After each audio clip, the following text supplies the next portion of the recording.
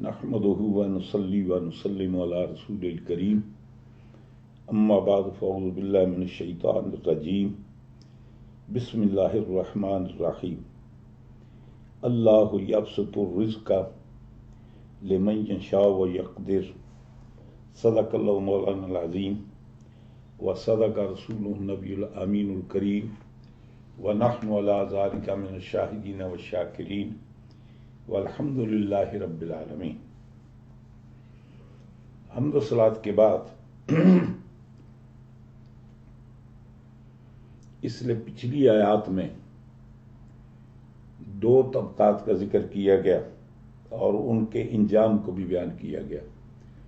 وہ لوگ جو اللہ تعالیٰ کا وعدہ توڑتے ہیں اور جن رشتوں کے ملانے اور صلہ رحمی کا اللہ نے حکم دیا ہے اس پر عمل نہیں کرتے، ان کا انجام کیا ہوگا۔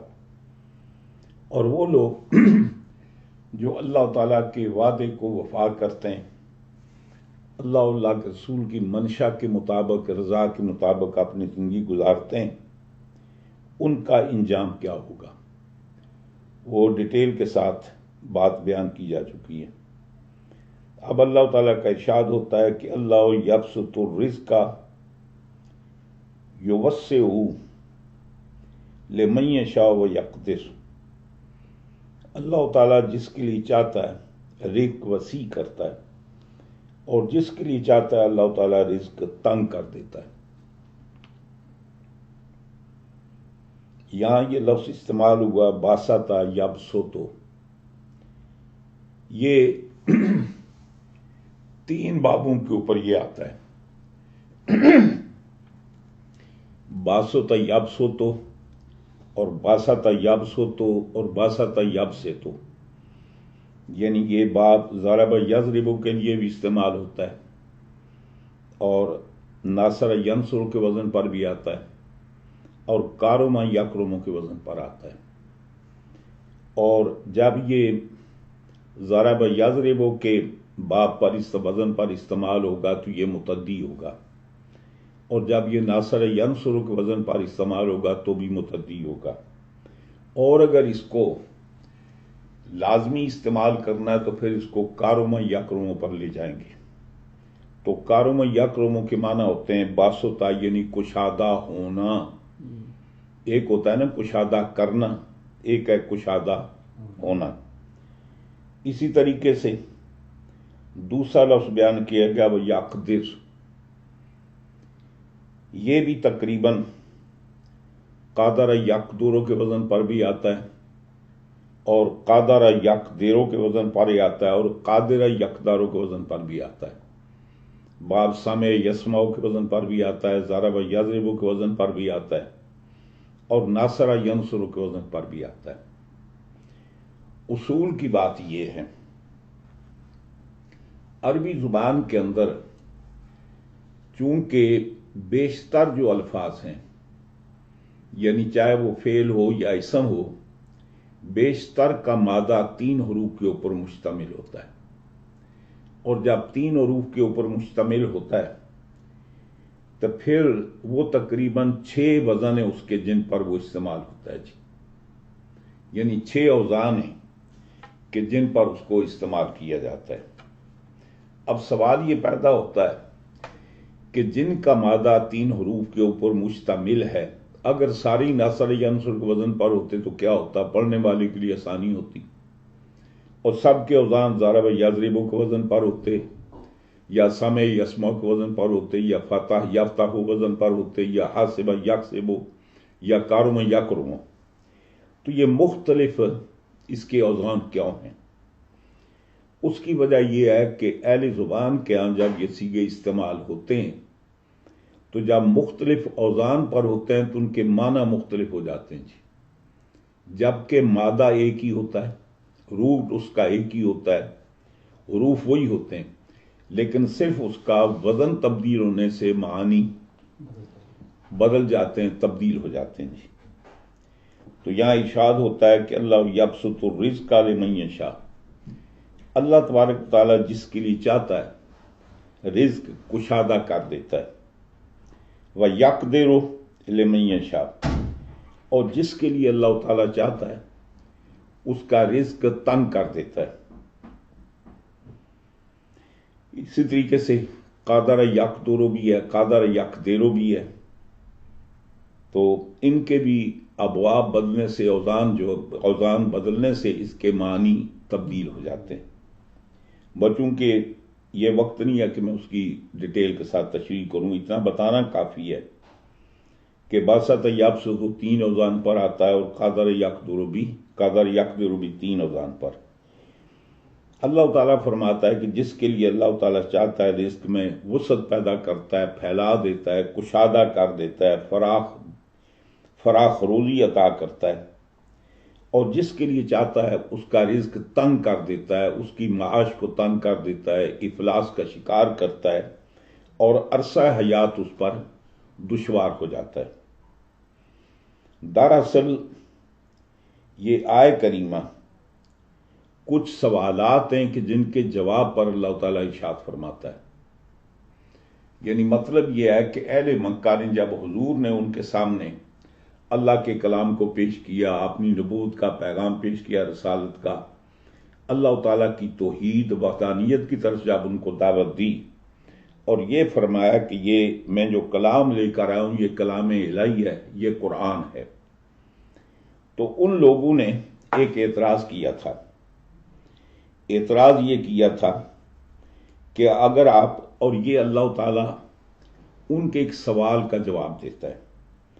سوال ان کا یہ تھا، وہ کہتے تھے کہ لو کان اللہ غضبانا جی، یعنی لو کان اللہ غضبانا علینا کما زعمتم، اگر ہم آپ کو اللہ کا رسول نبی نہیں مانتے، قرآن کو اللہ کی کتاب نہیں مانتے، اللہ کی وحدانیت کے قائل نہیں ہیں، اور اگر ان وجوہ کی بنیاد پر آپ سمجھتے ہیں کہ اللہ تعالیٰ ہم سے ناراض ہے، ایھا المومنون، اے مومنوں، اگر آپ یہ سمجھتے ہیں کہ اللہ تعالیٰ ہم پر ناراض ہے، تو فرمایا کہ لما بسط لنا الارزاق، پھر اللہ تعالیٰ نے ہمیں وسیع رزق کیوں دیا؟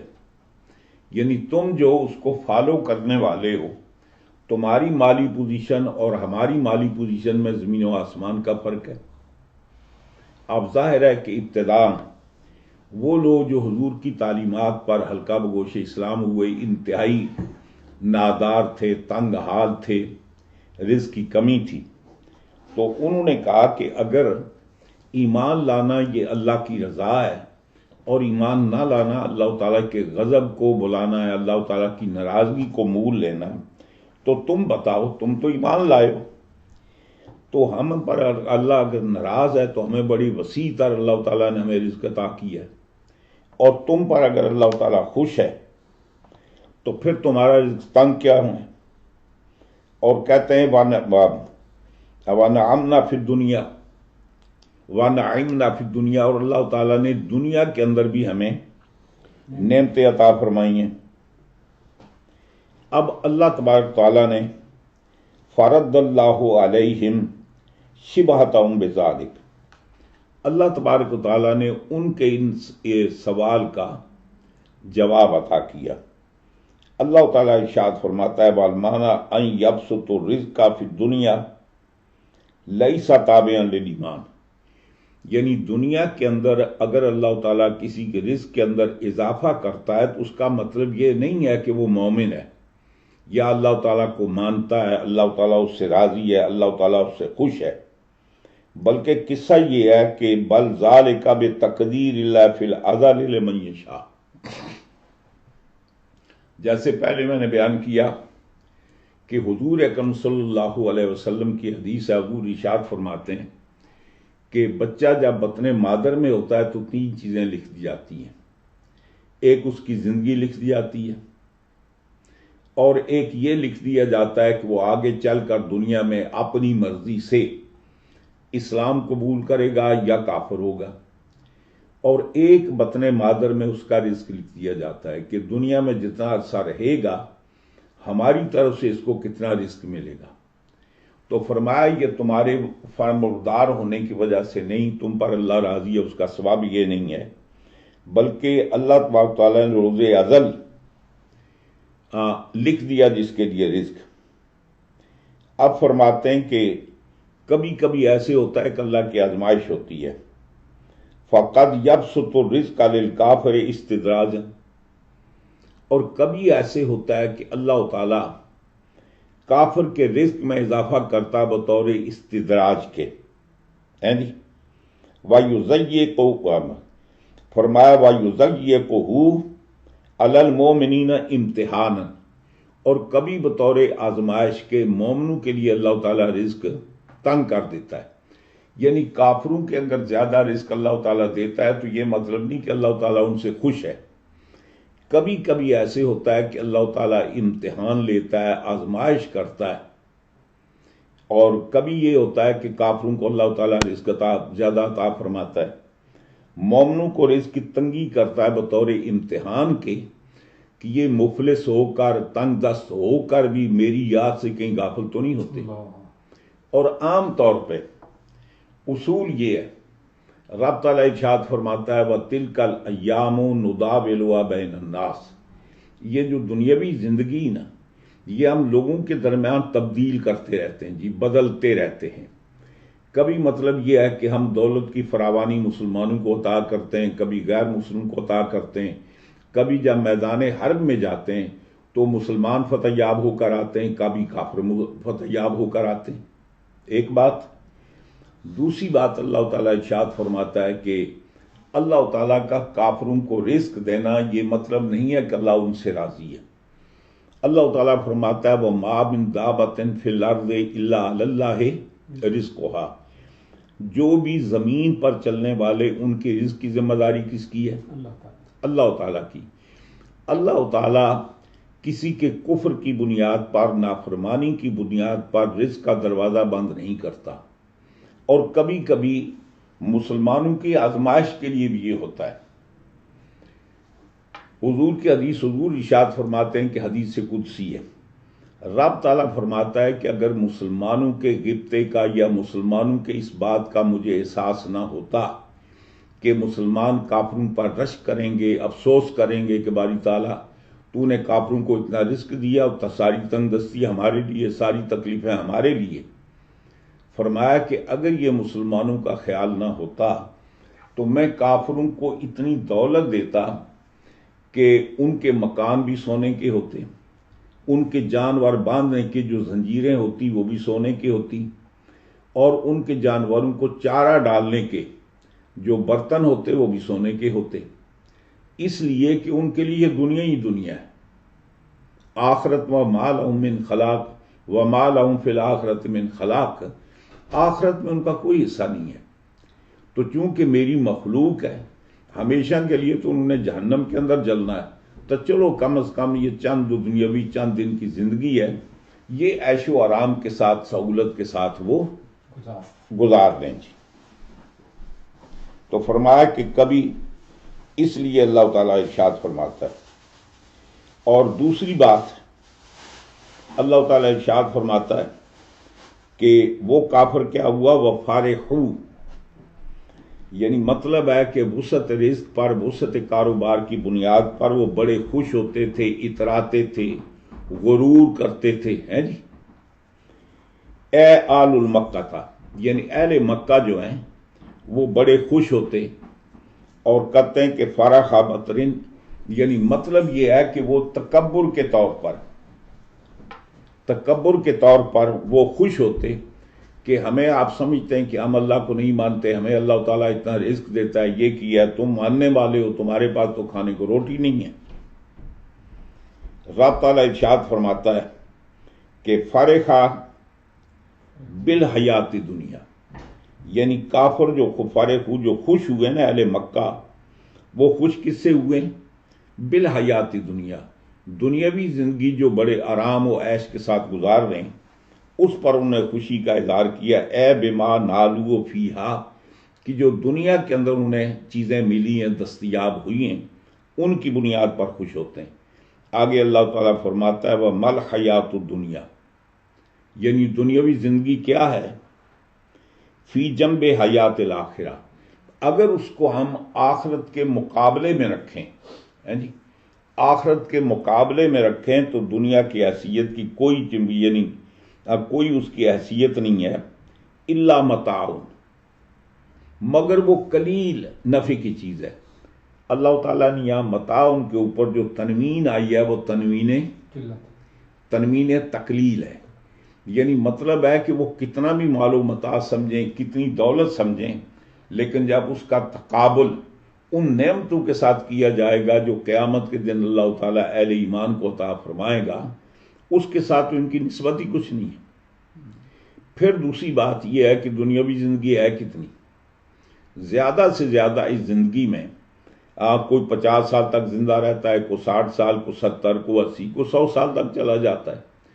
تو یہ اگر اس کو نسبت دیں آپ اخروی زندگی کے ساتھ جو ان لمیٹڈ ہے، جس کی انتہا ہی نہیں ہے، اس زندگی کا آغاز تو ہوگا لیکن اختتام نہیں ہوگا، تو جس کا اختتام ہی نہیں ہے، جس کو آپ میئرمنٹ کر ہی نہیں سکتے، اس کے مقابلے میں یہ 50-60 سالہ زندگی کی ویلیو کیا ہے؟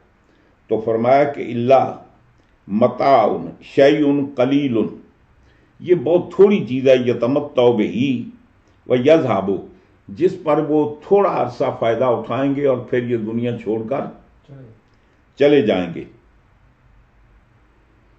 تو یہاں اللہ تبارک تعالیٰ نے اس بات کا جواب دیا کہ وہ جو مشرکین مکہ مسلمانوں کو طعنہ دیتے تھے، اور آج بھی دیکھیں، یعنی پورے عالم اسلام کو دیکھیں کہ جہاں کہیں اگر تکلیف میں، دشواری میں ہیں، اگر مصائب کا شکار ہے تو وہ کون ہیں؟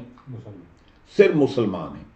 مسلمانوں کی بنسبت دنیا کفر کو دیکھیں، ان کے یہاں بڑا امن ہے، سکون ہے، عیش و عشرت ہے، آرام کے ساتھ زندگی گزار رہے۔ اب مسلمانوں کو دیکھیں کہ جہاں بھی ہیں، آپ عراق کو دیکھیں، شام کو دیکھیں، لیبیا کو دیکھیں، افغانستان کو دیکھیں، پاکستان کو، انڈیا کو، جہاں کہیں بھی مسلمان موجود ہیں، وہ یا تو مالی طور پر پریشانی کا شکار ہیں، یا ان کی جان کے خطرے لالے پڑے ہوئے ہیں، ان کی جان محفوظ نہیں، ان کی عزت محفوظ نہیں، ان کی آبرو محفوظ نہیں، ہر طرح کی دشواریوں کا شکار ہیں۔ تو اصل مقصد یہ ہے، اللہ تعالیٰ ارشاد فرماتا ہے کہ یہ کافروں کو ہم نے اس لیے دیا ہے کہ ان بیچاروں کی چند روزہ زندگی ہے، اور دوسرا مسلمانوں کو اس لیے ابتلا میں رکھا کہ یہ تکلیف میں رہ کر بھی یہ مجھے یاد رکھتے ہیں یا نہیں۔ اور اتفاق ایسے بھی ہے، آپ دیکھیں، غور کریں، دنیا کے اندر جتنی فیملی ہیں، قرب و جواب آپ جانتے ہیں، بہت شاد و ناظر ایسے لوگ ہوں گے کہ جن کی ساری زندگی غربت میں گزری، اور بہت شاد و ناظر ایسے لوگ ہوں گے کہ جن کی ساری زندگی عیش و عشرت کے اندر گزری۔ ورنہ اکثر آپ دیکھتے ہیں کہ ہر انسان کی زندگی میں دونوں پہلو پائے جاتے ہیں، اس کی زندگی کے اندر افلاس کا دور بھی پایا جاتا ہے اور فراخ روزی کا دور بھی پایا جاتا ہے۔ اور یہ دو کیفیتیں اللہ تعالیٰ نے کیوں رکھی ہیں، جس کی طرف اللہ تعالیٰ ارشاد فرماتا ہے نا، وَتِلْكَ الْأَيَّامُ نُدَاوِلُهَا بَيْنَ النَّاسِ، یہ ہم لوگوں کے درمیان یہ جو دن ہیں ان کو بدلتے رہتے ہیں، کبھی صحت ہوتی ہے، کبھی بیماری ہوتی ہے، کبھی خوشحالگی ہوتی ہے، کبھی افلاس ہوتا ہے، پریشانی ہوتی ہے۔ وجہ اس کی یہ ہے کہ قیامت کے دن جب اللہ تعالیٰ ان سے حساب لے گا تو یہ اللہ کی بارگاہ میں مالدار عرض کریں گے، باری تعالیٰ تو نے ہمیں اتنا مال عطا کیا، اتنی دولت عطا کی کہ ہم اسی کے حساب و کتاب میں لگے رہے، ہمیں فرصت نہیں ملی کہ ہم نماز پڑھتے، ہم روزے رکھتے۔ اگر تو ہمیں اتنی دولت نہ دیتا تو یقینی طور پر ہم تیری عبادت کرتے، نمازیں پڑھتے، تیری طرف رجوع کرتے۔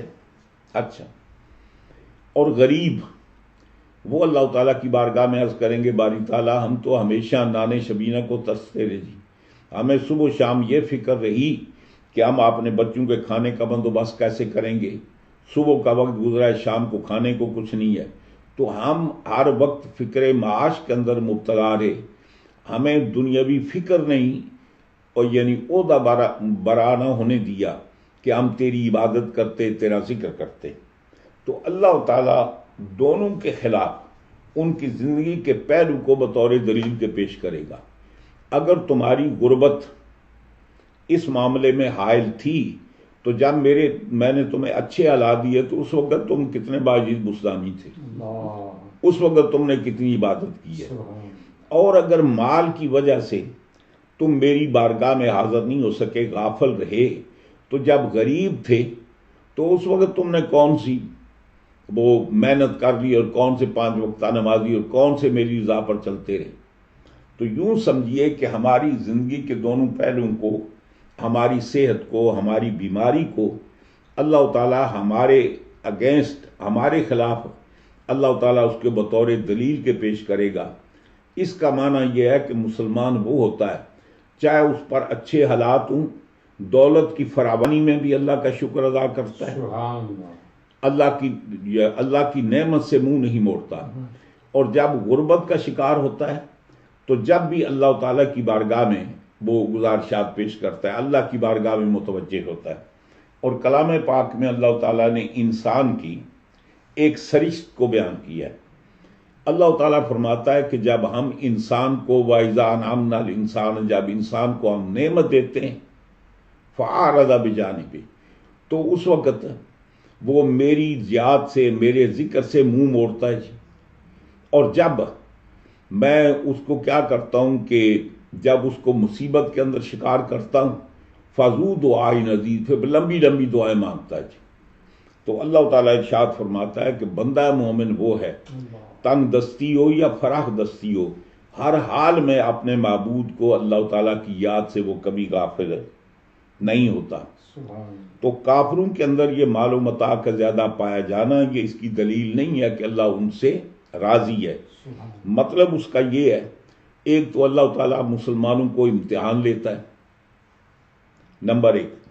دوسری بات یہ ہے کہ اللہ تبارک و تعالیٰ چونکہ ان بے ایمانوں کے لیے دنیا کے سوا ہی کچھ نہیں، وہ بھی اللہ کی مخلوق ہیں، اللہ تعالیٰ کسی پر رزق کا دروازہ بند نہیں کرتا، کیونکہ اللہ کی مخلوق ہیں، اللہ نے ان کو پیدا کیا ہے، اس لیے اللہ تعالیٰ فرماتا ہے چند دن زندگی ہے ان کی، تو کم از کم چلو ان کو قیامت نہیں تو کم از کم دنیا میں تو یہ آرام آسائش کے ساتھ زندگی گزاریں۔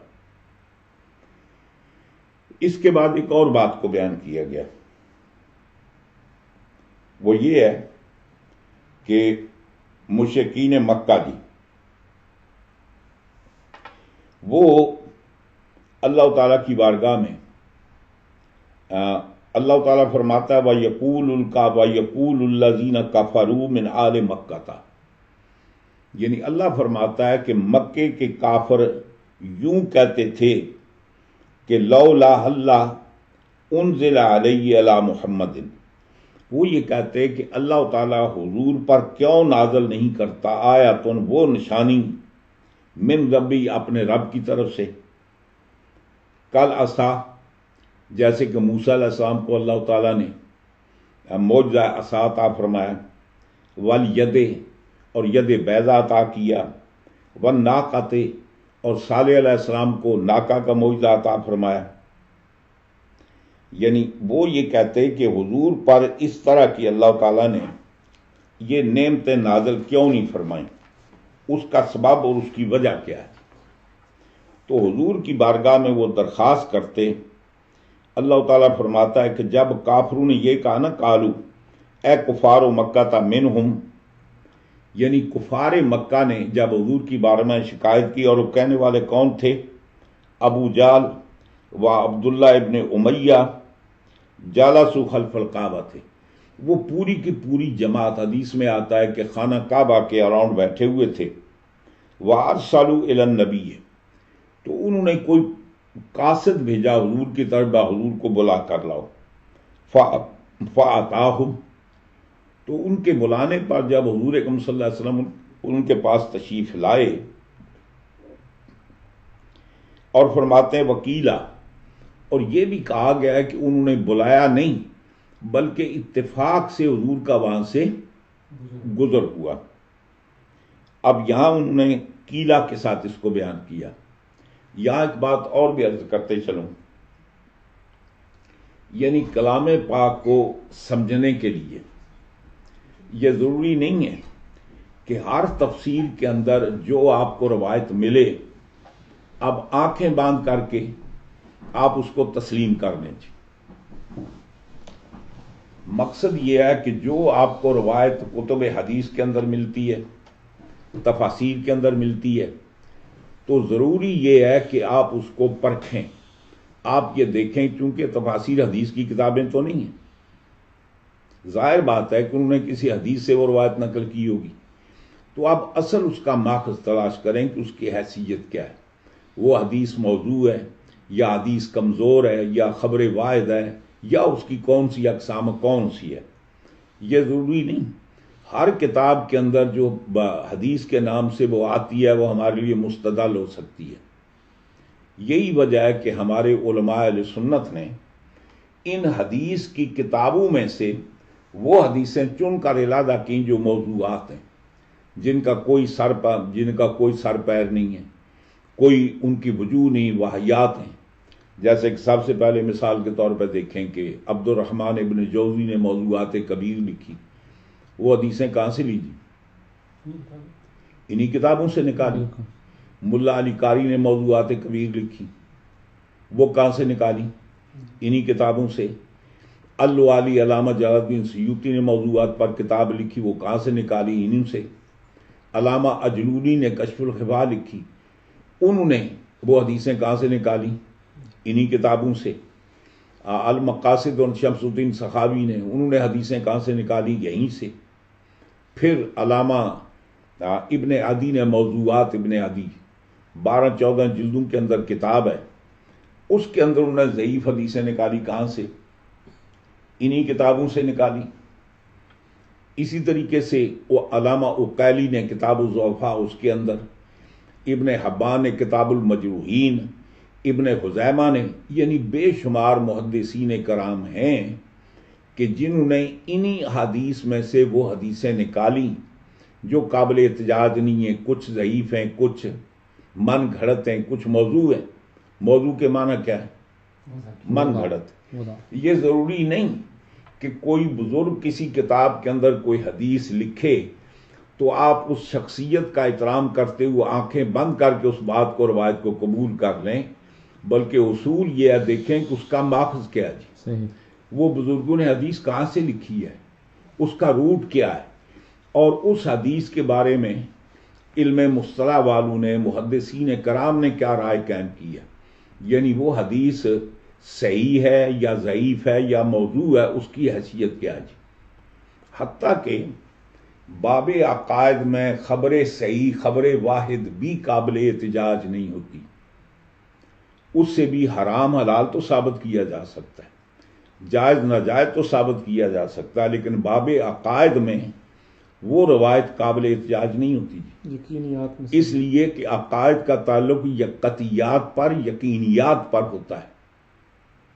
باب اعمال میں تو آپ لے سکتے ہیں، اور عام طور پر لوگوں نے یہ بھی فارمولہ نکالا ہے کہ حدیث ضعیف باب فضائل کے اندر اس کو قبول کیا جا سکتا ہے۔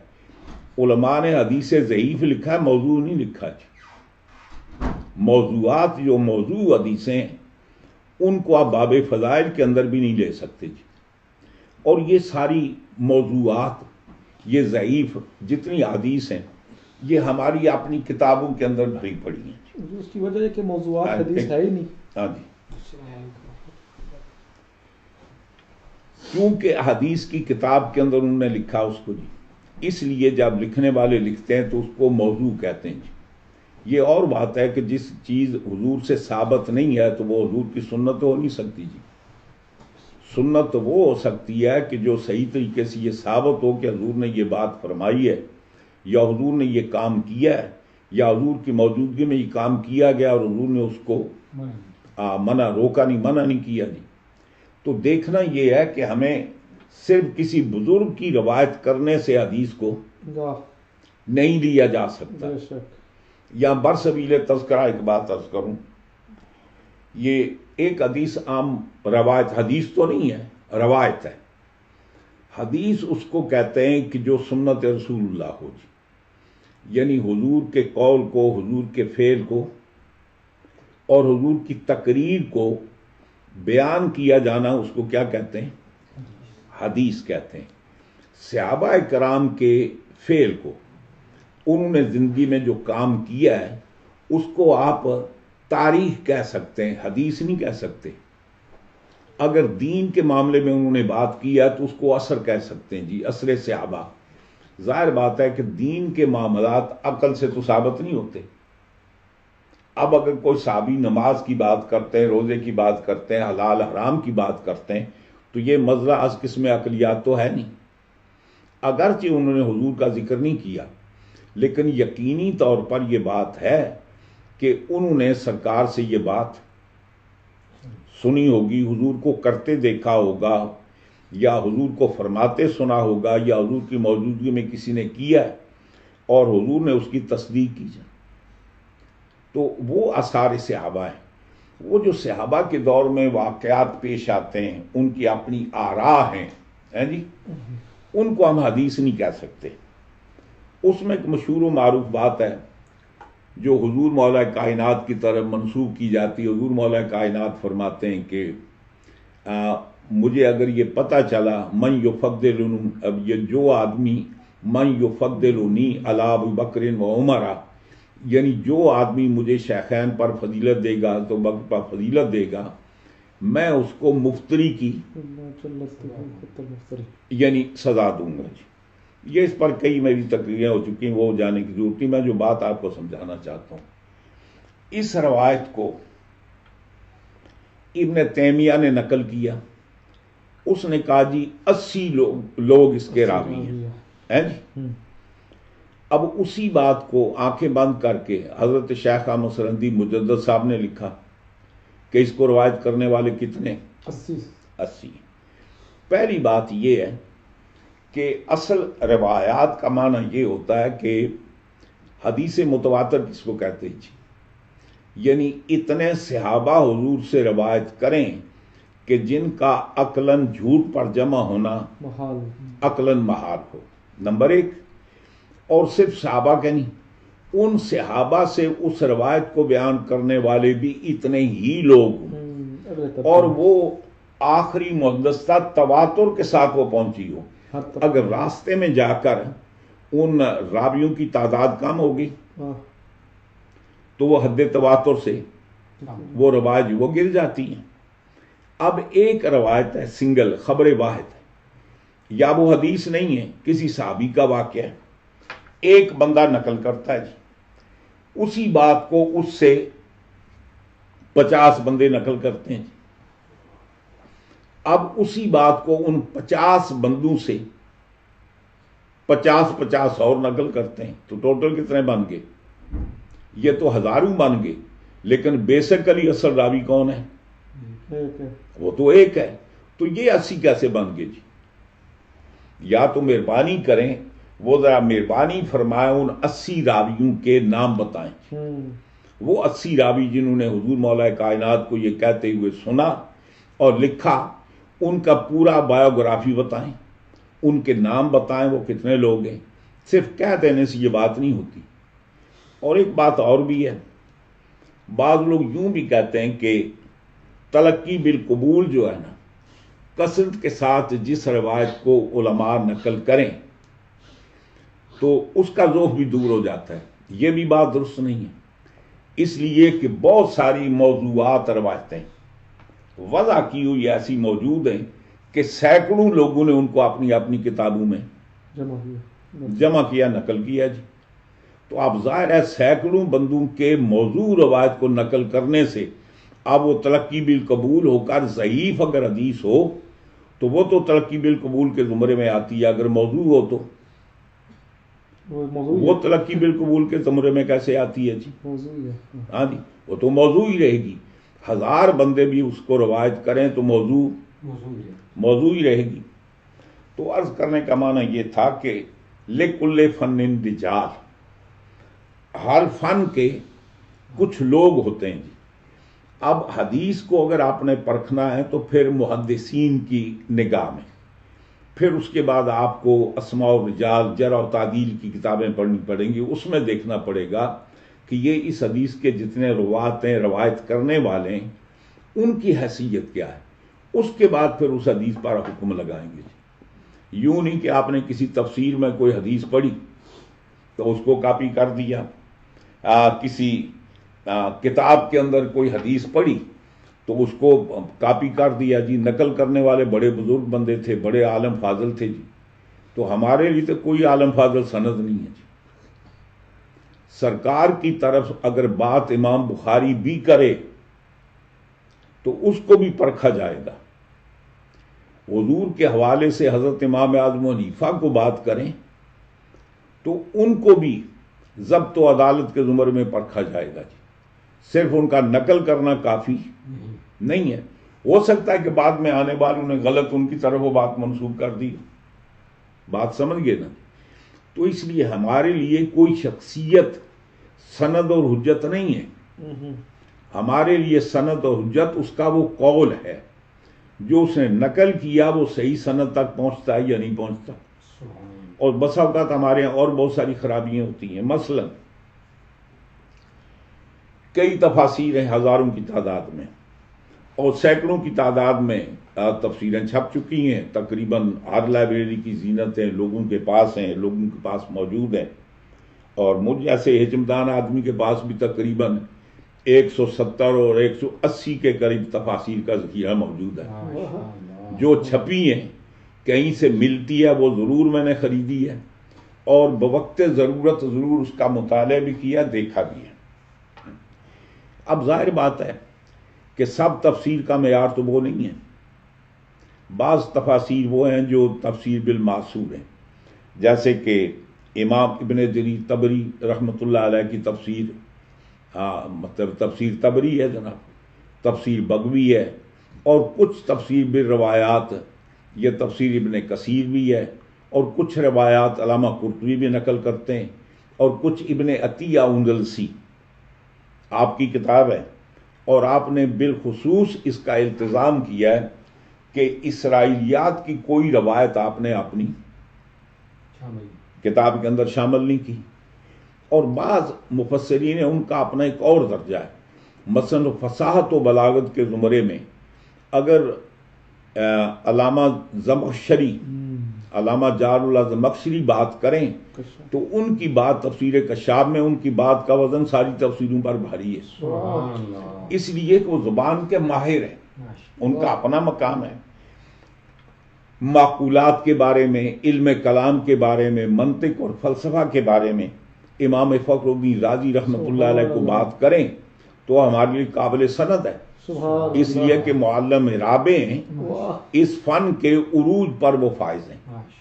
اسی طریقے سے لکل فن رجال، ہر ان کے اپنے اپنے فنون ہوتے ہیں، اور یقینی طور پر حضرت امام فخر الدین رازی رحمۃ اللہ علیہ آپ کی زندگی کی آخری جو کتاب ہے وہ تفسیر ہے جی۔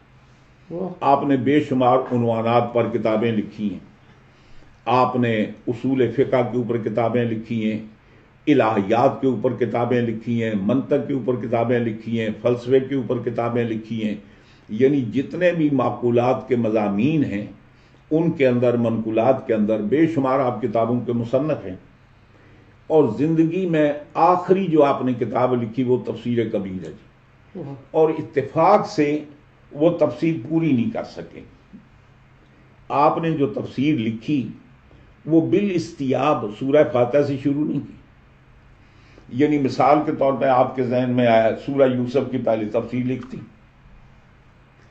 اس کے بعد سورہ ابراہیم کی تفسیر لکھتی، اس کے بعد سورہ بقرہ کی تفسیر لکھتی، اس کے بعد سورہ مائدہ کی تفسیر، ان ترتیب سے نہیں۔ اور اس کو آپ ایسے پہچان سکتے ہیں کہ تفسیر کبیر اٹھائیں۔ امام فخر الدین رازی کی عادت یہ تھی، چونکہ آپ کا انتقال ہوا 606 ہجری میں، جہاں انہوں نے سورت ختم کی نیچے تاریخ لکھ دی کہ میں نے اس تاریخ کو اس سورت کی تفسیر کو میں نے کمپلیٹ کیا جی۔ جہاں سورت کے اینڈ میں تاریخ نہیں ہے وہ امام فخر الدین رازی کی نہیں ہے جی۔ ہم تو یہ سمجھتے ہیں کہ تفسیر کبیر یہ ساری کی ساری امام فخر الدین رازی نے لکھی ہے، ایسی بات نہیں ہے۔ اس کا یوں سمجھیے آدھا کہہ لیں یا آدھے سے کچھ زائد کہہ لیں یا کم کہہ لیں، کچھ تفسیر وہ ہے جو امام فخر الدین رازی نے لکھی ہے، اور اس کی نشانی یہ ہے کہ جہاں سورت ختم ہوتی ہے وہاں باقاعدہ طور پر نیچے انہوں نے اس کی تاریخ رقم کر دی. آپ کا انتقال ہوا مطلب 606 میں، اور بڑی اعلیٰ قسم کی تفسیر لکھی. اب چونکہ قرآن کی تفسیر کمپلیٹ نہیں ہوئی تو ان کے بعد ایک اور بزرگ تھے جن کا نام تھا قاضی شہاب الدین خوبی دمشقی، یعنی ایک بزرگ ہوئے قاضی شہاب الدین جن کا لقب تھا خوبی، دمشق کے رہنے والے. ان کا انتقال ہوا 639 میں. یعنی مطلب یہ ہوا کہ امام فخر الدین رازی رحمۃ اللہ علیہ سے 34 سال ہیں جی وہ بعد میں انتقال ہوا. تو انہوں نے کچھ حصے کلام پاک کی تفسیر کے لکھے اور کوشش کی کہ ان کا انداز، ان کا اسٹائل، طرز تحریر جو ہے وہ امام فخر الدین رازی سے ملتا ہوا ہو جائے، لیکن وہ بھی کمپلیٹ نہ کر سکے. کچھ حصوں کی تفسیر لکھی، اس کے بعد ان کا انتقال ہو گیا. اب تفسیر کبیر انکمپلیٹ رہی. اب اس کے بعد ایک بزرگ تشریف لائے شیخ نجم الدین احمد بن محمد ہیں جی، ان کا لقب ہے الکمولی، کاف میم واو لام یہ کمولی. ان کا انتقال ہوا ہے 777 میں ہے جی، یعنی یوں سمجھیے کہ 8ویں صدی میں ان کا انتقال ہوا جی. انہوں نے جا کر تفسیر کبیر کو مکمل کیا جی. اب تفسیر کبیر دیکھ کر یہ آپ متعین نہیں کر سکتے جی کہ کون سا حصہ قاضی شہاب الدین کا لکھا ہے اور کون سا حصہ حضرت شیخ نجم الدین احمد بن محمد کا لکھا ہوا ہے. یہ آپ معلوم کر سکتے ہیں کہ اس میں کون سا حصہ امام فخر الدین رازی کا لکھا ہے، وہ معلوم کر سکتے ہیں، باقی نہیں لکھ سکتے جی. اس لیے کہ امام فخر الدین رازی نے التزام کیا ہے کہ جہاں ان کی تفسیر ختم ہوئی باقاعدہ طور پر تاریخ لکھ دی کہ فلاں تاریخ کو میں نے یہ ختم کی. اب 600 انہوں نے تقریباً وصال سے کچھ چند سال پہلے تفسیر لکھنی شروع کر دی. تو اب تفسیر کمپلیٹ نہیں ہوئی اور مصروفیات تھیں تو ان کا انتقال ہو گیا. اب ان کے انتقال کے بعد باقی حضرات نے اس تفسیر کو مکمل کیا. اب تفسیر کبیر کی ہر بات کو امام راضی کی طرف منسوب کرنا یہ دیانتداری کی بات نہیں. بعض کہتے ہیں تفسیر کبیر میں امام فخر الدین رازی نے لکھا ہے جی، یہ آپ کو کیسے پتا جی؟ اگر وہ صورت ہے کہ جس کے اندر امام فخر الدین رازی نے آخر میں تاریخ لکھی ہے وہ امام فخر الدین رازی کی تفسیر ہے، اور اگر اس کے آخر میں ڈیٹ نہیں ہے صورت کے اینڈ میں تو وہ امام فخر الدین رازی کی نہیں ہے، یا وہ قاضی شہاب الدین خوبی کی ہے جن کا انتقال 639 میں ہوا ہے، یا وہ علامہ کمولی کی ہے جن کا انتقال 777 میں ہوا ہے. تو یہ بہت ساری باتیں ہوتی ہیں کہ حوالہ دینے کے لیے یہ ضروری ہوتا ہے کہ بندہ اس کو پورے طریقے سے چیک کرے. مثلا ہم یہ تفسیر جلالین پڑھ رہے ہیں جناب، اب ظاہر ہے کہ جلالین بھی یہ 2 بندوں کی لکھی ہوئی ہے. سب سے پہلے بزرگ ہوئے شیخ علامہ جلال الدین محمد بن احمد محلی، یعنی انہوں نے کچھ حصہ اس کا لکھا جو 791 میں پیدا ہوئے اور 864 میں ان کا انتقال ہو گیا. اب باقی جو حصہ رہ گیا وہ علامہ جلال الدین سیوطی رحمۃ اللہ علیہ نے لکھی. ان کا سن ولادت ہے 839، یعنی یوں سمجھیے کہ علامہ محلی رحمۃ اللہ علیہ ان کے وصال سے تقریباً 17 سال پہلے آپ یا 27 سال پہلے آپ پیدا ان کے دور میں تھے، اور ان کا انتقال ہوا 911 میں اور علامہ محلی کا انتقال ہوا 864 میں. تو وہ جو انکمپلیٹ رہ گئی تھی اس کو انہوں نے علامہ جلال الدین سیوطی رحمۃ اللہ علیہ نے اس کو کمپلیٹ کیا، پورا کیا. لیکن تفسیر آپ دیکھیں چاہے وہ علامہ جلال الدین محلی کی لکھی ہو یا علامہ جلال الدین سیوطی کی، لیکن انداز تحریر میں آپ فرق نہیں کر سکتے جی. اور یہی کمال تفسیر کبیر کا جی، چاہے وہ امام فخر الدین رازی کی ہو یا نہ ہو، لیکن جو انداز تحریر ہے یہ ان کا کمال ہے کہ انہوں نے کوشش کی کہ اس انداز کو آپ نے آگے پیچھے نہیں ہونے دیا کہ انداز تحریر سے بندہ سمجھتا ہے کہ بالکل یہ حضرت علامہ امام فخر الدین رازی رحمۃ اللہ علیہ کی تفسیر ہے. بہرحال عرض کرنے کا مقصد یہ ہے ہمارے لیے حضرت علامہ جلال الدین سیوطی ہوں یا ملا علی قاری ہوں کوئی بھی حدیث لکھیں جی یا حضرت قاضی حجاز ہوں یا علامہ خفاجی ہوں کوئی بھی ہوں کوئی بھی وہ روایت لکھیں تو اس روایت کو پرکھنے کے لیے ہم رجوع کریں گے اصل کتاب کی طرف کہ جہاں سے انہوں نے یہ روایت لکھی ہے جہاں سے انہوں نے نقل کیا اس کی اصل حیثیت کیا ہے. ہم ویسے ہی آنکھیں بند کر کے اور آدمی باز کہتے ہیں کیا وہ یہ بات نہیں سمجھتے تھے.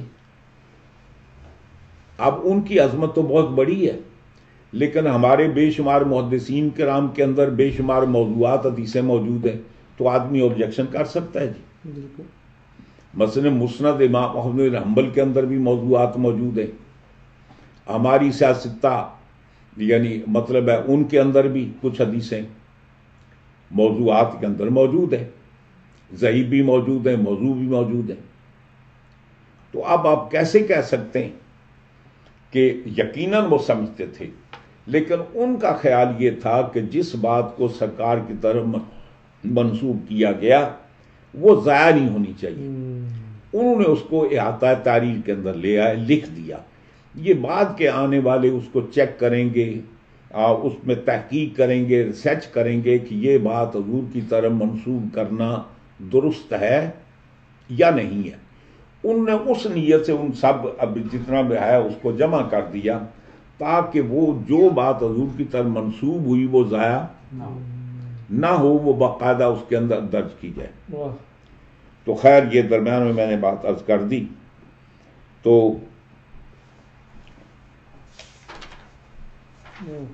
اب یہ کر رہا تھا کہ اللہ تعالیٰ ارشاد فرماتا ہے کافروں نے یہ کہا وَيَقُولُ الَّذِينَ كَفَرُوا مِنْ أَهْلِ مَكَّةَ اہل مکہ کے کافروں نے کہا کہ لولا حل انزل الی علی محمد یعنی حضور پر وہ نشانیاں وہ معجزات وہ آیات کیوں نہیں نازل ہوتی من ربی ان کے رب کی طرف سے جیسے کہ موسیٰ علیہ السلام کو اللہ تعالیٰ نے عصا عطا کیا فزیکل یعنی مطلب محسوس بندہ دیکھ سکتا ہے اور ید بیضا اور حضرت صالح علیہ السلام کے لیے اللہ تعالیٰ نے پتھر سے ناکہ نکالی. تو اس طرح کی جو بات ہے وہ کیوں نہیں حضور اکرم صلی اللہ علیہ وسلم کیوں نہیں کرتے جی. تو اب یہ کر رہا تھا کہ یہ چند بندے خانہ کعبہ کے مطلب ہے کہ مطاف کے اندر بیٹھے ہوئے تھے جی.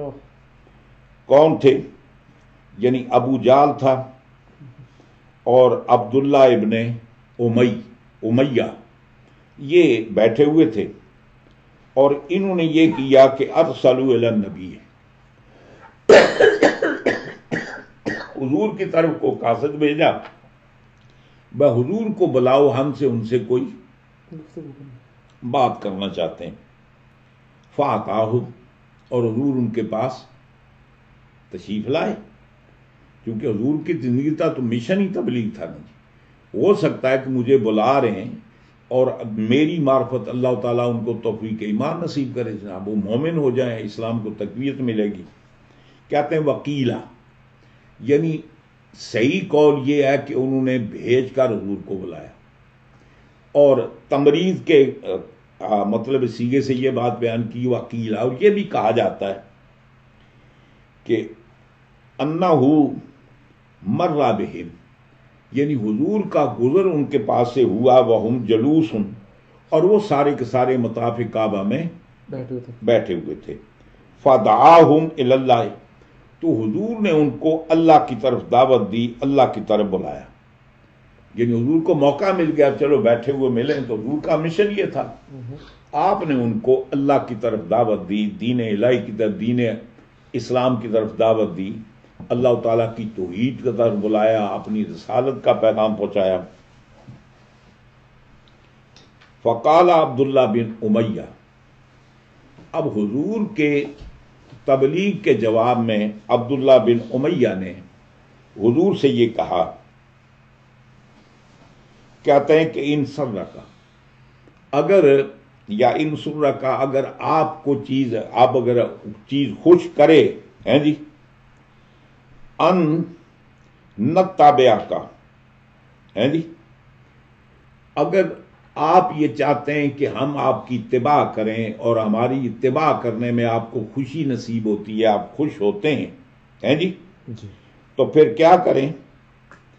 کہتے ہیں کہ فسیر جبال مکہ بالقرآن، پھر آپ ایسے کریں کہ قرآن کے ذریعے یہ جو پہاڑ نہیں ہے مکے کے، یہ جو ان ایون بستی ہے، کہیں نیچے نشیب کا علاقہ، کہیں بلندی ہے، آپ ایسے کریں کہ قرآن کے صدقے، آپ کہتے ہیں یہ اللہ کی کتاب ہے، تو اس کے ذریعے ایسے کریں کہ مکے کے اندر جتنے پہاڑ نہیں ہیں ان کو ہٹا دیں، دور کر دیں، تاکہ نتیجہ یہ ہو کہ پلین زمین ہو جائے، ہم کھیتی باڑی کریں، ہم باغ لگائیں، ہیں جی، ہمارے لیے سہولت پیدا ہو۔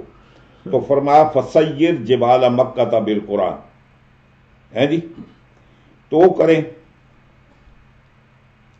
فرمایا کہ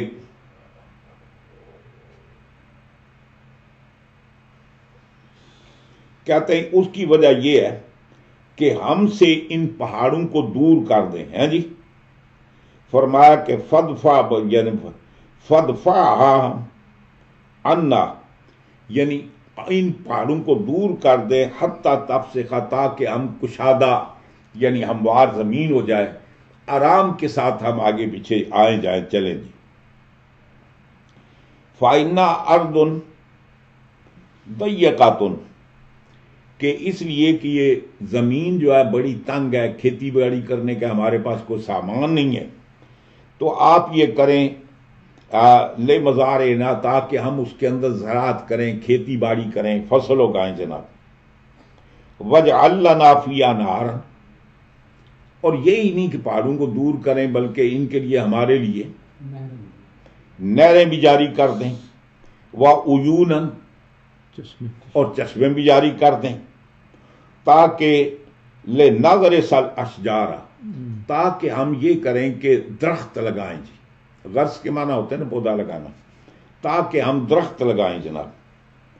وَنَزْرَعُ، اور ہم کھیتی باڑی کریں، اور فرمایا کہ وَنَتَّخِذُ بَسَاتِینَ، اور ہم یہاں باغیچے لگائیں جناب، باغ لگائیں جہاں پھولوں کے درخت ہوں جناب۔ اور فرمایا کہ اور یہ چیز مشکل نہیں ہے، کما زعمتا، جیسے کہ آپ نے استعمال کیا، بے آوانا علی ربک، یعنی یہ ہم نے جو مطالبہ کیا ہے نا یہ آپ کے رب کے لیے مشکل نہیں ہے، آسان ہے۔ اور فرمایا کہ آپ یہ بتائیں کہ آپ کا مقام اونچا ہے یا داؤد علیہ السلام کا؟ آپ کو اللہ تعالیٰ نے جب بقول آپ کے دیگر انبیاء کرام پر تفوق عطا کیا ہے، فضیلت عطا کیا ہے، کئی درجے آپ کو نبیوں پر بلند کیا ہے، تو آپ ایسے کریں کہ آپ یہ آسان ہے آپ کے رب کے لیے، من داؤد، یعنی آپ کے لیے پہاڑوں کو ایسے کرنا، یہ داؤد کے لیے جو اللہ نے کیا اس کی بنسبت تو زیادہ آسان ہے، آپ تو ان کے بھی سردار ہیں۔ من داؤد حیث سخر لہ الجبال، کہ اللہ تبارک و تعالیٰ نے ان کے لیے پہاڑوں کو مسخر کیا، تو فرمایا تسیرا معاؤ، اور وہ پہاڑ حضرت داؤد علیہ السلام کے ساتھ چلتے تھے جناب۔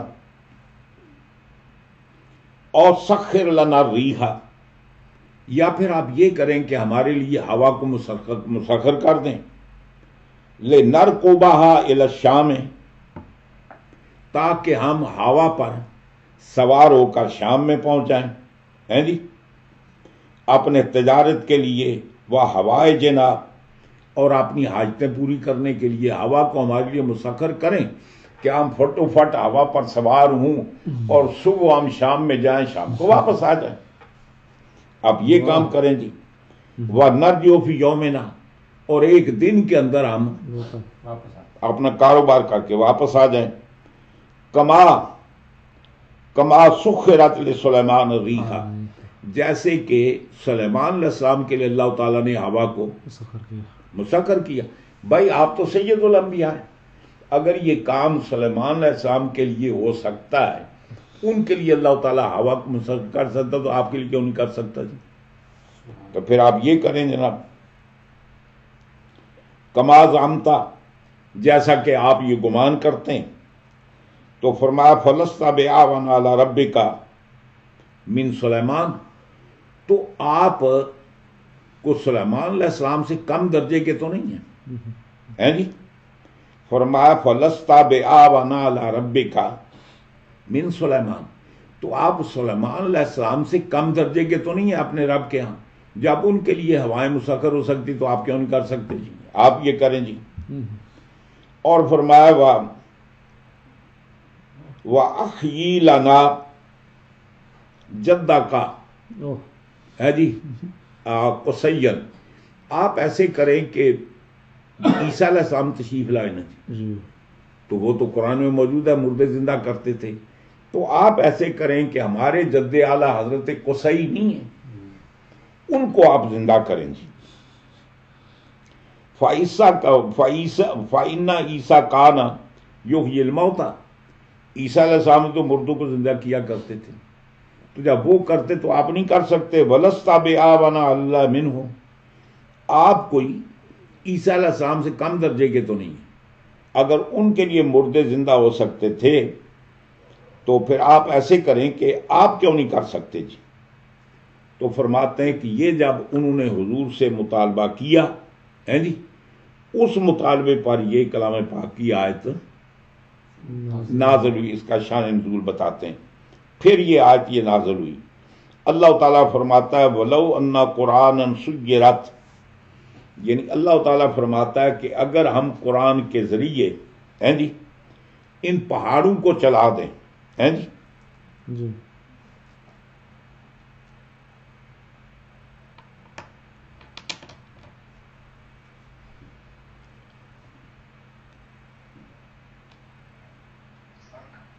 ہاں جی، یعنی آگے ارشاد یہ ہوتا ہے کہ اگر ہم یہ جتنے آپ نے مطالبے کیے، اگر یہ ہم آپ کے مطالبے مان لیں، مکہ معظمہ سے پہاڑوں کو اڑا دیں یا نہریں جاری کر دیں، چشمے جاری کر دیں، اور ہم مردے بھی زندہ کر کے آپ کو بتا دیں، ہوا کو بھی آپ کے تابع فرمان کر دیں، اور یہ پہاڑ جو ہیں یہ آپ کے ساتھ چلیں، یہ ساری باتیں کر دیں، تو رب تعالیٰ فرماتا ہے کہ پھر اگر یہ ایمان نہیں لائیں تو اللہ تعالیٰ فرماتا ہے پھر وہ عذاب دوں گا جو کسی قوم کو کبھی عذاب نہیں ہوا ہے جی۔ اور دوسری بات اللہ تعالیٰ نے فرمایا کہ محبوب یہ سب چکر چلاتے ہیں، مجھے علم ہے اگر یہ ساری باتیں ہو جائیں تو بھی یہ ایمان نہیں لائیں گے۔ تو اللہ تعالیٰ ارشاد فرماتا ہے یہ ہاں جی، اللہ تعالیٰ ارشاد فرماتا ہے کہ ان اللہ یضل من یشاء، وہ فرمایا وَیقول الذین کفروا من اہل مکہ تھا، یعنی اہل مکہ کے کافروں نے کہا کہ لولا، یہ حروف تنبیہ ہے، حلا یعنی کیوں نہیں، انزل علیہ علی محمد، حضور پر وہ آیات نازل ہوں جو اس سے پہلے انبیاء پر نازل ہوں، جس کی ڈیٹیل بیان کر۔ رب تعالیٰ فرماتا ہے قل لہو، اب اللہ جواب دیتا ہے، اللہ تعالیٰ فرماتا ہے محبوب ان کو کہہ دیجئے ان اللہ یضل من یشاء، اللہ تعالیٰ جس کو چاہتا ہے اس کو گمراہ کرتا ہے، اضلالہ فلا تغنی آیات عنہ، یعنی اللہ تعالیٰ یہ جانتا ہے کہ یہ لوگ ایمان نہیں لائیں گے۔ اب ایک بات اور عرض کروں کہ یہ جو بار بار کلام پاک میں بعض جگہ یضل بہ یہدی کثیرا ویضل بہ ویہدی بہ کثیرا، جی اللہ تعالیٰ کا کام ہدایت دینا تو ہے، اللہ کا کام گمراہ کرنا تو نہیں ہے۔ نہیں، اللہ تعالیٰ ارشاد فرماتا ہے، فرمایا کہ اما ہدیناہ السبیل اما شاکرا و اما کفورا، اللہ فرماتا ہے کہ ہم نے انسان کو راستہ بتا دیا، یہ راستہ صحیح ہے فہدیناہ السبیلا، یعنی ہم نے اپنے نبیوں کی معرفت، اپنی کتابوں کی معرفت، اپنے رسولوں کی معرفت جس قوم کی طرف آئے ہم نے ان کو راستہ بتا دیا کہ یہ راستہ صحیح ہے، یہ راستہ غلط ہے، یہ راستہ میری طرف آتا ہے، اس راستے پر چلو گے تو مجھ سے دور ہو جاؤ گے۔ آگے اللہ تعالیٰ فرماتا ہے کہ فہدیناہ السبیلا اما شاکرا و اما کفورا، اب اس بندے کی مرضی ہے کہ میرے بتائے ہوئے راستے پر چل کر میرا شکر گزار بنے یا میرے راستے کے اپوزٹ چل کر میرا نافرمان بنے۔ اللہ تعالیٰ نے انسان کو اختیار دیا نا، تو اب اگر گمراہ کرنا اللہ کا کام، اللہ گمراہ کرتا ہے تو پھر بندہ جہنم میں جائے تو بندے کا قصور کیا ہے؟ وہاں مطلب اللہ تعالیٰ کی یہ بتانا ہے، اللہ تعالیٰ یہ بتا رہا ہے کہ یہ اپنی مرضی سے گمراہ ہوں گے، اپنی مرضی سے اسلام کی طرف یہ نہیں آئیں گے، وہ اخبار عن الغیب کی بات ہے۔ اس کا مطلب نہیں کہ اللہ تعالیٰ گمراہ کرتا ہے، یعنی اللہ تعالیٰ یہ بتاتا ہے کہ کون لوگ آپ کی تعلیمات سے متاثر ہو کر حلقہ بگوش اسلام ہوں گے اور کون نہیں ہوں گے، کیونکہ اللہ نے اختیار دیا ہے جی۔ اللہ تبارک تعالیٰ نے بنی نوع انسان کو اختیار دیا ہے، اللہ نہ کسی کو زبردستی مسلمان کرتا، نہ کسی کو زبردستی کافر کرتا ہے، یہ انسان کی اپنی چوائس ہے، اپنی مرضی ہے۔ البتہ اللہ تعالیٰ توفیق ضرور دیتا ہے، توفیق اور چیز ہے جی، کسی کو مجبور کرنا اور چیز ہے۔ فرمایا کہ اللہ تعالیٰ ان کے فہم و فراز کو کھول دیتا ہے، تو رب تعالیٰ فرماتا ہے ان اللہ یضل من یشاء، اللہ تعالیٰ جس کو چاہتا ہے گمراہ کرتا ہے، یعنی اللہ تعالیٰ یہ بتاتا ہے کہ اللہ تعالیٰ بتاتا ہے کہ کون کون سے لوگ گمراہ ہوں گے اور کون کون سے ہدایت یافتہ ہوں گے۔ فرمایا فلا تغنی الآیات عنہ، تو یہ آیات جو انہوں نے مطالبہ کیا نا، یہ اگر ہم ایسے کر بھی دیں، یعنی ہم ان کے لیے مکہ کو بالکل پلین کر دیں، پہاڑ سارے اڑا دیں یا نہریں جاری کر دیں اور یہاں باقاعدہ چشمے اگا دیں اور ہوا بھی ان کے لیے مسخر کر دیں اور پہاڑوں کو بھی اڑا دیں، ساری باتیں کر دیں، تو رب تعالیٰ فرماتا ہے فلا تغنی الآیات عنہ شیئا، یہ جو مطالبہ کر رہے نا، اگر ہم ساری باتیں ان کو مان بھی لیں تو بھی مطلب یہ ہے کہ ان کی گمراہی جو ہے وہ ہدایت سے نہیں بدل سکتی۔ یوں سمجھیے کہ اللہ تعالیٰ گمراہ کر نہیں رہا بلکہ انفارمیشن دے رہا ہے کہ اگر یہ بات ہو جائے تو بھی یہ ہدایت نہیں پائیں گے۔ وہ یادی یرشد الیہ الی دینہ من اناب، اللہ تعالیٰ فرماتا ہے کہ اللہ تعالیٰ راہ بری بھی فرماتا ہے، ہدایت بھی دیتا ہے، راہ بری کرتا ہے، کس کی؟ الیہ اپنی طرف جی، یعنی الیہ کا مطلب کیا؟ اپنی طرف، الی دینہ اپنے دین کی طرف، من اناب جو آدمی اللہ کی بات کو قبول کرتا ہے، جو بندہ غور سے اللہ کی بات کو سنتا ہے، اس کو قبول کرتا ہے، پھر اس کی ہم راہ بری کرتے ہیں۔ کلام پاک میں اللہ تعالیٰ فرماتا ہے لَنَهْدِيَنَّ سُبُلَنَا، ہے جی، فرماتے من جاہدوا فینا، جو ہم تک پہنچنے کی، حق کو پہنچنے کی کوشش کرتے ہیں، مجاہدہ کرتے ہیں، رب تعالیٰ فرماتا ہے لَنَهْدِيَنَّ سُبُلَنَا، پھر ہم اپنا راستہ ان کو خود بتاتے ہیں، ہے جی۔ وہ علامہ اقبال نے اسی آیت کا ترجمہ کیا نا، تو وہ کیسے ہے کہ ہم تو مائل با کرم ہیں کوئی سائل ہی نہیں، راہ بتائیں کسی کو راہ روے منزلی نہیں۔ پہلی بات ہے کہ متلاشی تو ہو، ہدایت کا طالب ہو، تو پھر ہم خود اس کی راہ بری کرتے ہیں، رہنمائی کرتے ہیں جی۔ یعنی مطلب ہے کہ جب یہ فرمایا کہ شیئن و یادی یرشد الیہ الی دینہ، ارشد اسی سے بنتا ہے نا مرشد، ارشاد سے ہے نا، تو رشد کے معنی ہوتے ہیں ہدایت کی طرف کسی کی راہ بری کرنا، رہنمائی کرنا، بلانا، ہے جی۔ مرشد کے معنی یہ ہوتے ہیں کہ وہ خود بھی صاحب رشد ہوتے ہیں اور جو ان کا مرید ہوتا ہے اس کی جیب پر نظر نہیں ہوتی، اس کے کردار پر نظر ہوتی ہے، نماز پڑھتا ہے یا نہیں پڑھتا، یہ روزہ رکھتا ہے یا نہیں رکھتا۔ ان کا کام یہ ہوتا ہے کہ مرید کی راہبری کرنا، رہنمائی کرنا، راہ ہدایت دکھانا، وہاں جا کر مرغیاں اڑانا اور نذرانے وصول کرنا نہیں ہے۔ یہ اور بات ہے کہ کوئی بیٹا اپنے باپ کی خدمت کرے، کوئی مرید اپنے پیر کو نظر پیش کرتا ہے تو شرعاً کو قباحت نہیں ہے، صحیح، لیکن مقصد نذرانے نہیں ہونا چاہیے۔ اور وہیں سے یہ پتہ چل سکتا ہے جی، آپ پرانے بزرگوں کو دیکھیں، کیا ان کی بارگاہ میں لوگ نذرانے نہیں پیش کرتے تھے؟ کوئی بلڈنگیں بنائیں، نہیں، کوئی جائیدادیں بنائیں، اللہ، یہ ہوا کہ جو آیا وہ سارا غربا مساکین کے اندر خرچ کر دیا، سارا لنگر میں دے دیا۔ بے شک، اب دیکھیں کہ سرکار دو عالم صلی اللہ علیہ وآلہ وسلم حضور سے بڑھ کر پورے مکے میں کوئی زیادہ مالدار نہیں تھا۔ اللہ، سب سے زیادہ مدینہ پاک میں سب سے زیادہ پراپرٹی کس کی تھی؟ سرکار کی تھی۔ حضور سب سے زیادہ مالدار تھے جی۔ یعنی مطلب یہ ہے کہ ایک تو ہے نا وہ فدق کا گاؤں جی، پورے کا پورا گاؤں جناب اس قوم نے جنگ لڑے بغیر حضور کے حوالے کر دیا۔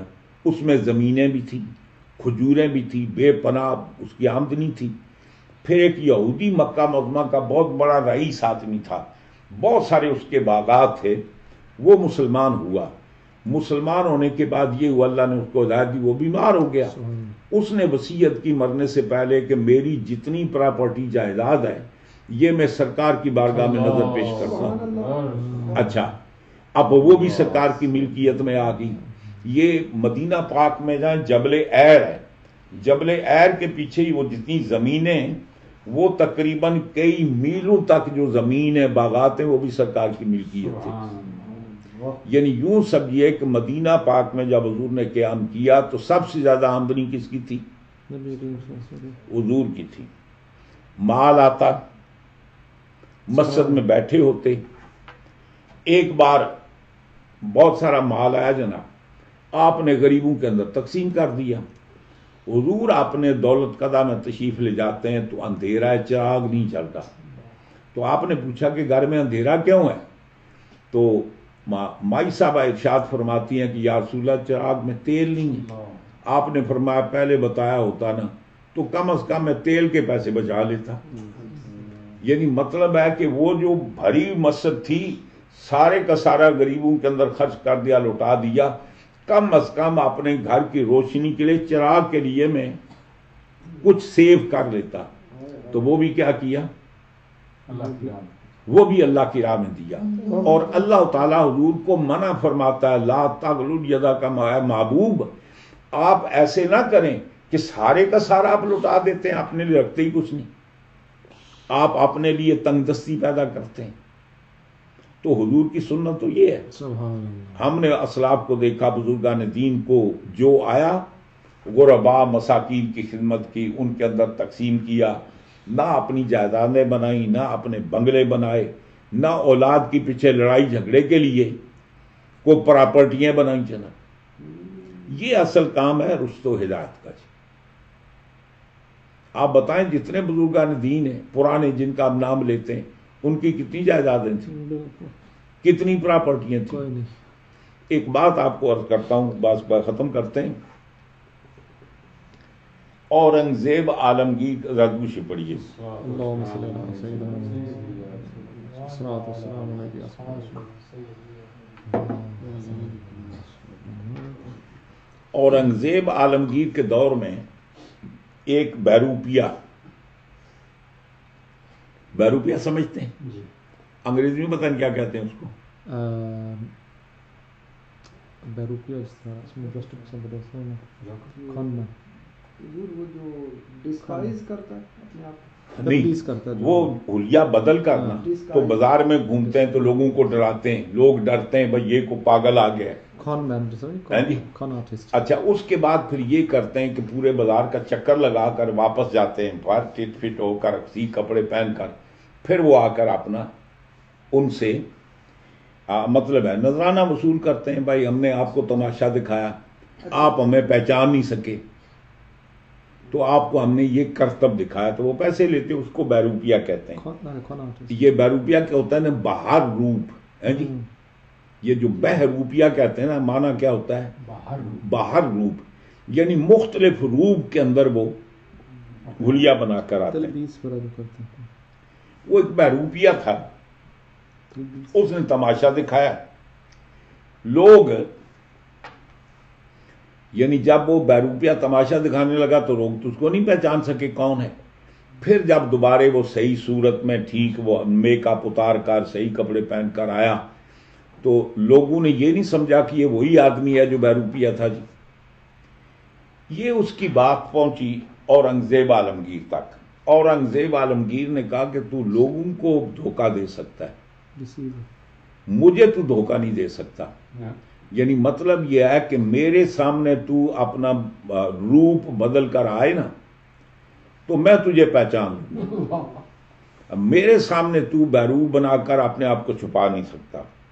اگر تو میرے سامنے آئے اور میں تجھے نہ پہچانوں تو میں تجھے بطور انعام کے 500 روپیہ دوں گا۔ یعنی اگر تو کوئی بیروپ اختیار کرے اور میں تجھے پہچان نہ سکوں تو میں تجھے 500 روپیہ انعام دوں گا۔ وہ کہنے لگا حضور میں غریب آدمی ہوں، نادار آدمی ہوں، میرا روزی روٹی کا یہ ذریعہ ہے، میں کون ہوتا ہوں آپ کو دھوکہ دینے والا یا ایسے کرنے والا۔ اس نے بادشاہ کا چیلنج ظاہری طور پر قبول نہیں کیا، خیر، لیکن سوچنے لگا بادشاہ کو جواب تو دینا چاہیے۔ ایک ویران علاقہ دیکھا، پہاڑی کے اوپر جا کر اس نے ڈیرا لگا لیا جی۔ اب وہ بارش برس رہی ہے تو بچنے کا سامان نہیں ہے، دھوپ سے بچنے کا سامان نہیں ہے۔ لوگ جب وہاں سے گزرتے دیکھتے ہیں یہ عجیب آدمی بیٹھا ہے وہاں پہاڑی کے اوپر، ہر وقت اس کو یہاں دیکھتے ہیں، یہاں کو کھانے کے اس کے پاس سامان نہیں، کوئی کچھ نہیں، عجیب آدمی۔ نتیجہ ہی ہوا کہ خلق خدا وہاں جانا شروع کر دیا، وہ بہت بڑا بزرگ آدمی۔ یہ بھی ایک طریقہ، ہمارے میں بڑے بڑے بیروپی ہوتے ہیں تو لوگوں نے جانا شروع کر دیا، وہ بڑے پہنچے فقیر ہیں جناب۔ اب لوگ جاتے ہیں، اس کو پیسے دیتے ہیں، وہ پھینک دیتا ہے، کہتا ہے تم سمجھتے ہو ان کو پیسوں کے لیے، دبا ہو جائے ادھر سے، میں نہیں لیتا۔ لوگ کھانے پینے کی چیزیں لے جاتے ہیں، وہ پھینک دیتا، نہیں لیتا۔ یہ بات پہنچی مطلب ہے اورنگزیب عالمگیر تک کہ عجیب بات ہے جی، ہم نے ایک ولی اللہ ایک بزرگ دیکھا ہے، اس کو بالکل دنیا کی لالچ نہیں، وہ پہاڑی کے اوپر بیٹھا ہے جناب، بارش برستی ہے تو اس میں بھیگتا ہے، دھوپ ہوتی ہے تو اسی کے اندر وہ جلتا ہے، اور کوئی چیز اس کو تحفہ تحائف دو تو وہ ایکسیپٹ نہیں کرتا۔ بادشاہ سوچنے لگا اس زمانے میں اتنا نیک بزرگ آدمی جس کو دنیا کسی چیز کی لالچ نہیں ہے۔ بادشاہ گیا، جا کر ملاقات کی، ملاقات کرنے کے بعد بادشاہ نے کہا کہ یار اے مرد خدا، تو یہاں جنگل میں بیٹھا ہے، یہاں لوگ تیرے پاس بے شمار خلق خدا آتی ہے، ان کے پانی پینے کا بندوبست نہیں، کئی لوگ دور سے آتے ہیں، ان کے رہنے کا بندوبست نہیں، کھانے پینے کا بندوبست نہیں، تو آپ یہ دین کا کام کر رہے ہیں، لوگوں کی مطلب ہے مصائب کو دور کر رہے ہیں، تو اگر آپ چاہیں تو میں یہ آپ کو بہت بڑی سرائے بنا دیتا ہوں، مکان وغیرہ بنا دیتا ہوں تاکہ جو لوگ آئیں ان رات کو ٹھہریں، اور یہ تقریباً کئی مربع زمین میں آپ کو الاٹ کر دیتا ہوں آستانے کے نام، جس میں کھیتی باڑی ہوں، اور جتنے لوگ آئیں وہ کم از کم ان کے لیے کھانے پینے کا بندوبست ہو۔ تو وہ فقیر کہتا ہے کہ تو نے مجھے دنیا دار سمجھا، جس نے آنا وہ ویسے ہی آئے گا، مجھے تیرے مکانوں کی ضرورت نہیں، تیرے مربوں کی ضرورت نہیں، مجھے تیرے مکانوں کسی چیز کی ضرورت نہیں ہے، جس نے میرے پاس آنا ہے وہ ایسے ہی آئے گا جی۔ تو یہاں جس نے میرے پاس رہنا وہی جنگل میں رہے گا، وہی بھوکا رہے گا، مجھے اس کی ضرورت نہیں۔ خیر بڑی عقیدت اس کے دل میں پیدا، اورنگزیب عالمگیر کے دل میں سوچنے لگا اصل ولی تو یہ ہے جس کو صحیح بزرگ کہا جاتا ہے۔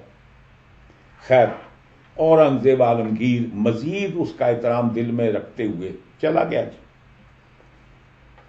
اب جب اورنگزیب چلا گیا تو پیچھے سے دیکھا وقت اس کو ملا نا، تو وہاں سے اٹھا جناب، وہ فقیروں والے کپڑے وپڑے اتارے ادھر پھینکے جناب، وہ جو اپنا لباس تھا وہ پہنا، اور پہاڑی کے آگے دوڑ کر اورنگزیب عالمگیر کے آگے جا پہنچا، تو کہنے لگا حضرت 500 روپیہ. وہ کہتا ہوں 500 روپیہ کس کا؟ اس نے کہا جناب نے فرمایا تھا کہ میں اگر دھوکہ دوں آپ مجھے پہچان نہ سکے تو آپ مجھے 500 روپیہ دیں گے. وہ جو پہاڑی پر جو دیکھا ہے وہ میں ہی تھا. جناب مہربانی کریں مجھے 500 روپیہ دیں. اس کے لیے میں نے 500 روپے کے لیے یہ بڑی تکلیف اٹھائی. اورنگزیب کہنے لگا بڑا پاگل آدمی ہے. میں تجھے اتنے مکان جائیداد دے رہا تھا، زمینیں دے رہا تھا، تیری تو کئی پشتیں سور جاتی، تو نے وہ ایکسیپٹ نہیں کیا، 500 روپے کے لیے آ گیا. اس نے کہا جی جس لبادے میں تھا نا میں ان کو بدنام نہیں کرنا چاہتا تھا. اس وقت میں نے جن کا بہروپ اتارا ہوا تھا نا میں اس طبقے کو بدنام نہیں کرنا چاہتا تھا. اس لیے وہ تو آپ نے اس کے لیے دکھایا تو یہ میرا حق بنتا ہے جی. آپ مجھے نہیں پہچان سکے. تو اصل مقصد یہ ہے، یہ وہ پاکیزہ لبادہ ہے کہ جس کو ہمارے دور کے لوگوں نے اس کو بدنام کر دیا، اس کی رسپیکٹ دنیا کے دل سے نکل گئی. ورنہ اصل میں یہ وہ آستانے، وہ خانقاہیں، وہ اولیاء اللہ کہ جنہوں نے سب سے زیادہ اسلام کو پھیلایا، اسلام کی تبلیغ کی. یہ ہمارے بر صغیر میں اسلام مرہون منت ہے حضرت سید علی حجویری کا، یہ مجنون منت ہے حضرت خواجہ کا، یہ مرہون منت ہے حضرت بہاؤالدین زکریا ملتانی آل اللہ کا. یہ وہ لوگ ہیں کہ جنہوں نے یہاں اسلام پھیلایا جی. آج بحمد تعالیٰ وہ اذانیں ہوتی ہیں، مسجدیں موجود ہیں، مسلمان اللہ کا ذکر کرتے ہیں. یہ بزرگوں کے قدوم ہے محمد رسول سے. ایک وہ حضور کا بیٹا سید علی ہمدانی کشمیر میں گئے، پورے کشمیر کو مسلمان کیا. تو یہ وہ لوگ ہیں جنہوں نے جائیدادیں نہیں بنائیں، پراپرٹیاں نہیں بنائیں، حضور کی تعلیمات کو عام کیا اور حضور کے طریقے کو اپنے لیے ذریعہ نجات بنایا. جو آیا وہ غربا اور مساکین کی مدد کی، اپنی اولاد کے لیے نہ زمینیں خریدیں، نہ جائیدادیں بنائیں، نہ مکان بنائے.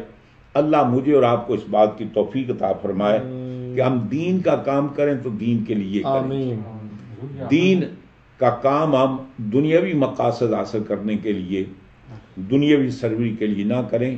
اسی لیے ہماری خانقاہیں بدنام ہوئی ہیں. یہ ہمارے ہم لوگ بزرگ جو دین کا کام کرنے والے بعد میں آنے والوں نے ان کو بدنام کر دیا. اللہ اپنے حبیب کے صدقے پھر ہمیں وہ خانقاہی نظام اللہ تعالیٰ ہمیں عطا فرمائے جس کی داغ بیل حضرت سیدنا عبد القادر جیلانی نے ڈالی تھی، جس کی داغ بیل حضرت خواجہ شہاب الدین سہروردی تھے، جس کی داغ بیل ڈالنے والے حضرت سید جلال، حضرت سید اپنے بہاؤالدین نقشبندی بخاری تھے. یہ وہ لوگ تھے کہ جنہوں نے اس کی داغ بیل ڈالی. اللہ تعالیٰ اپنے حبیب کے صدقے ہمیں آل اللہ کا عقیدت مند رکھے. باقی باتیں انشاءاللہ بڑی دلچسپ باتیں آگے بھی انشاءاللہ آنے والی نشست میں عرض کریں گے. اللہ اپنے حبیب کے صدقے ہمیں قرآن پڑھنے کی، سمجھنے کی اور عمل کرنے کی اللہ تعالیٰ توفیق عطا فرمائے. اور اللہ تبارک تعالیٰ ہمیں قرآن کی تفسیریں اپنی رائے سے بیان کرنے سے اللہ تعالیٰ ہمیں محفوظ رکھے جی. وآخر دعوانا الحمدللہ رب العالمین. اللہم صلی علی سیدنا مولانا محمد وعلی آل سیدنا مولانا محمد مبارک وسلم صلی علیہ. ربنا ظلمنا انفسنا وان لم تغفر لنا وترحمنا لنکونن من الخاسرین.